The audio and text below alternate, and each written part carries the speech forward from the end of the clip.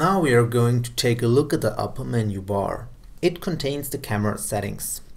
Here you're going to find everything you should know from your own camera. First of all, you can set the crop factor of your camera. The crop factor depends on the camera model with which you work. In case you don't know the crop factor of your camera, you can find it in the camera manual, or you can search the web. The crop factor for beginner DSLRs is 1.5 and 1.6.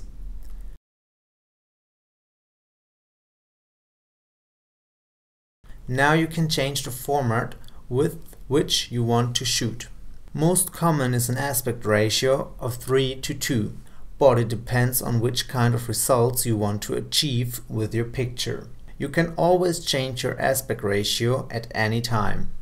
If you click the next drop-down menu, all the lens options appear. You can choose either which focal length you want or whether you want a zoom or a prime lens. If you choose a zoom lens, you can use the preview window on the right side of the software to select your framing.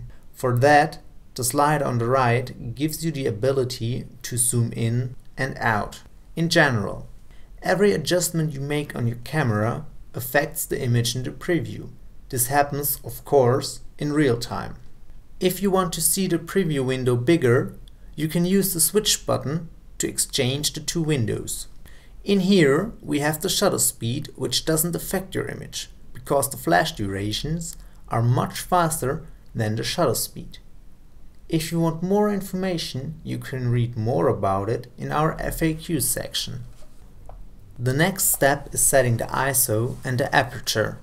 For studio photography, a low ISO is normally recommended, but as always, just try out and be creative. The last symbol of the camera settings is the target lock. Thanks to it, the camera is always locked on the focused object when you move it around. Especially if you try out different perspectives, target lock comes very handy. Right besides the target lock is the shutter release. The first button takes a picture and renders it at the same time. Depending on your quality settings, it is possible that this process might need some time. As a result, we created a second shutter release. It creates snapshots which won't be rendered immediately by Satellite 3D. So now you're able to work without interruption and take as much pictures as you want. All your pictures are stored down here in the timeline.